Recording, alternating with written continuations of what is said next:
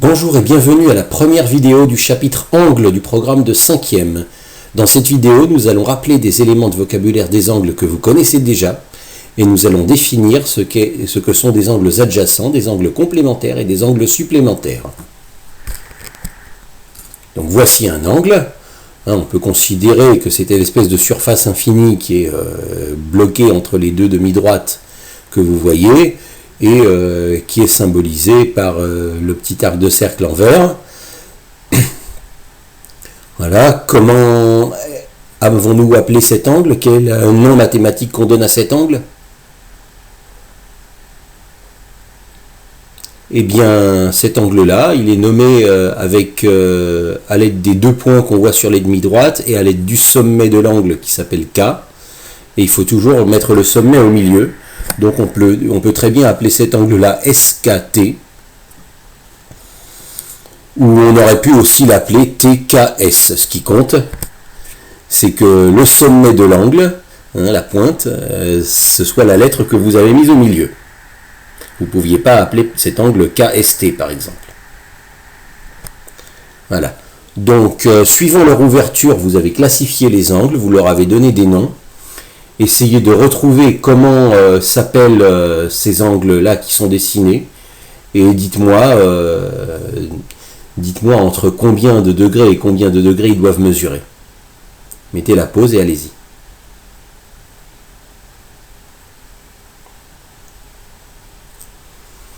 Bien, le premier angle s'appelle un angle aigu. Et un angle aigu, ça mesure de 0 degré s'il est totalement fermé jusqu'à 90 degrés. Voilà. Pas tout, jusqu'à moins de 90 degrés. Un angle qui vaut 90 degrés, ce n'est pas un angle aigu, c'est le deuxième dessin, ça s'appelle un angle droit. Donc il mesure exactement 90 degrés. Vous voyez qu'on ne le repère pas avec un petit arc de cercle, on le repère avec un petit carré pour indiquer que c'est un angle droit. D'accord ? Aigu, il est petit, il est pointu, c'est de la même famille, le mot aigu, c'est de la même famille que aiguille. Donc c'est un petit angle, c'est un angle en quelque sorte qui piquerait. Le troisième angle, l'angle qui est plus grand que 90 degrés, s'appelle un angle obtus, avec un S à la fin.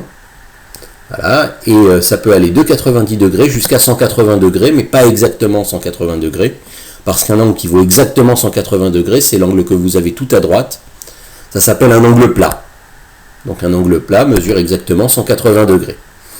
Donc voilà, c'était un petit rappel sur ce que vous saviez déjà, sur angle aigu, angle droit, angle obtus et angle plat, pour que vous ne confondiez pas. Maintenant, on va définir quelques notions que vous n'avez peut-être pas vues avant. Voilà, je vous rappelle qu'un angle, vous pouvez très bien le mesurer au rapporteur.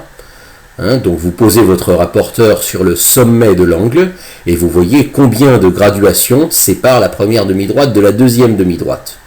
Voilà. Par exemple, cet angle-là, il me semble qu'il doit valoir à peu près 57 degrés lorsqu'on le mesure. Vous essayez de poser le rapporteur sur votre écran et de vérifier. Maintenant, définissons ce que sont des angles adjacents. Deux angles sont adjacents s'ils sont situés de part et d'autre d'une demi-droite commune.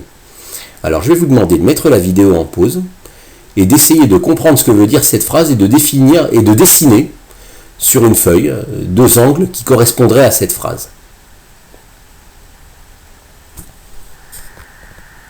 Bien, si vous avez eu juste, voilà, si vous avez eu juste, vous devriez obtenir quelque chose comme ceci.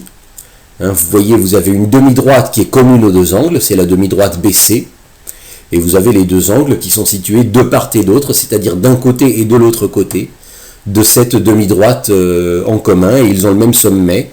C'est ça que l'on appelle deux angles adjacents. Voilà, donc c'est ce dessin que vous devez avoir dans la tête lorsqu'on vous parle d'angles adjacents. D'accord? Alors, complétez, essayez de me donner les noms des deux angles qui sont adjacents et de me dire quel angle est égal à la somme de quels deux autres, c'est autrement dit de compléter ce qui se cache derrière les cadres bleus dans les phrases qui viennent de s'afficher. Mettez la pause et allez-y.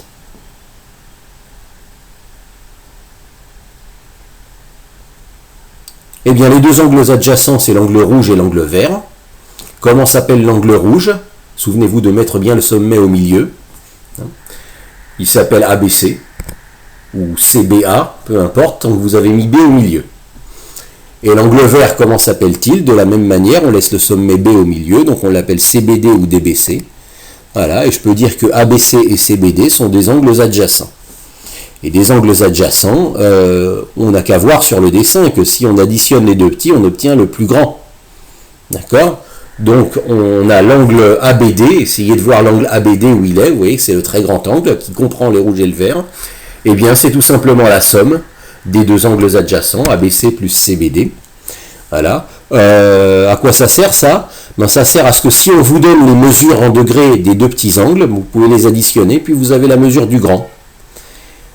Et inversement, si on vous donne la mesure en degrés du grand angle et la mesure en degrés de l'un des deux petits, ben, il suffit de faire une soustraction et vous avez l'autre. Voilà.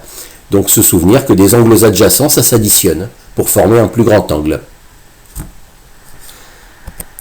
Maintenant, voyons ce que sont des angles complémentaires et des angles supplémentaires. Alors, je vais vous donner les définitions. Deux angles sont complémentaires si leur somme vaut 90 degrés. Alors, on a vu dans le chapitre opérations élémentaires ce que voulait dire somme. Somme, c'est le résultat de l'addition. Alors, on va dire que deux angles sont complémentaires l'un à l'autre si, quand on les additionne tous les deux, on obtient 90 degrés comme résultat. Hein? D'accord? Un angle n'est pas complémentaire tout seul. Ce sont deux angles qui sont complémentaires l'un avec l'autre. D'accord? Et même chose supplémentaire, c'est pareil, sauf que c'est pas 90 degrés, c'est 180 degrés. Deux angles sont supplémentaires si leur somme vaut 180 degrés. Donc si vous additionnez les mesures de deux angles et que le résultat de l'addition vous donne 180 degrés, eh bien vous pouvez dire que ces deux angles-là sont supplémentaires l'un avec l'autre. Là, je vous ai dessiné deux dessins. Alors, essayez de voir lequel des deux correspond à la notion d'angle supplémentaire et lequel des deux correspond à la notion d'angle complémentaire, d'après les définitions que je vous ai données. Et tant qu'à faire, essayez de me calculer aussi les mesures des deux angles qui sont masqués. Allez-y, mettez la pause.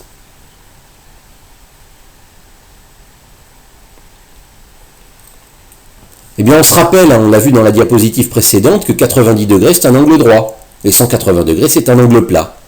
Donc, si je vois le premier dessin, le dessin de gauche, là, je vois que les deux angles, le rouge et le vert, à eux deux, forment un grand angle qui est plat, qui fait 180 degrés. Donc, ce sont des angles supplémentaires. Voilà. Alors que les deux angles de droite, eux, sont complémentaires. Puisque à eux deux, je vois qu'ils forment un angle droit, un angle de 90 degrés. Et donc, comment je vais faire pour calculer la valeur qui manque? Je me dis, ces deux angles-là, par exemple pour le dessin de gauche, ces deux angles-là sont supplémentaires, donc à eux deux, ça fait 180 degrés. J'ai déjà 144 degrés pour l'angle rouge, combien il va me manquer pour arriver à 180 degrés pour l'angle vert?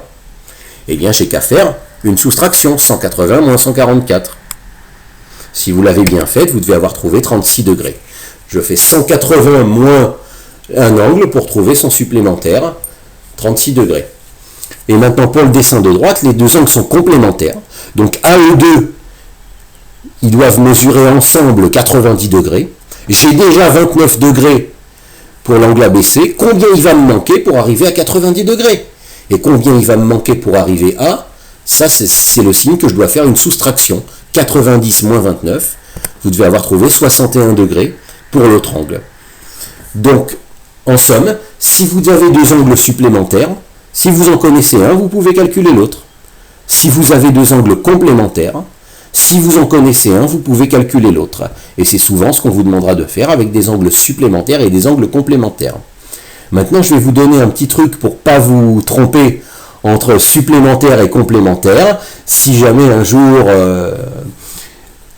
vous voyez des angles dont la somme vaut 90 degrés et que vous n'avez pas votre cours avec vous et vous demandez « Ah oui, mais est-ce que 90 c'était complémentaire ou supplémentaire ?» Pour ne pas mélanger les deux notions, je vais vous donner un petit truc. Vous écoutez le son par lequel on commence le mot complémentaire et le son par lequel on commence le mot supplémentaire. Voilà.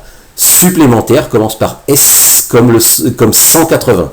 Supplémentaire, 180. Ainsi, vous vous rappellerez que supplémentaire, ça va bien avec 180 degrés. Alors que complémentaire commence par le son Q. exactement comme 90. Ainsi, vous pouvez vous souvenir que complémentaire correspond à 90 degrés. Supplémentaire, 180. Complémentaire, 90. Voilà.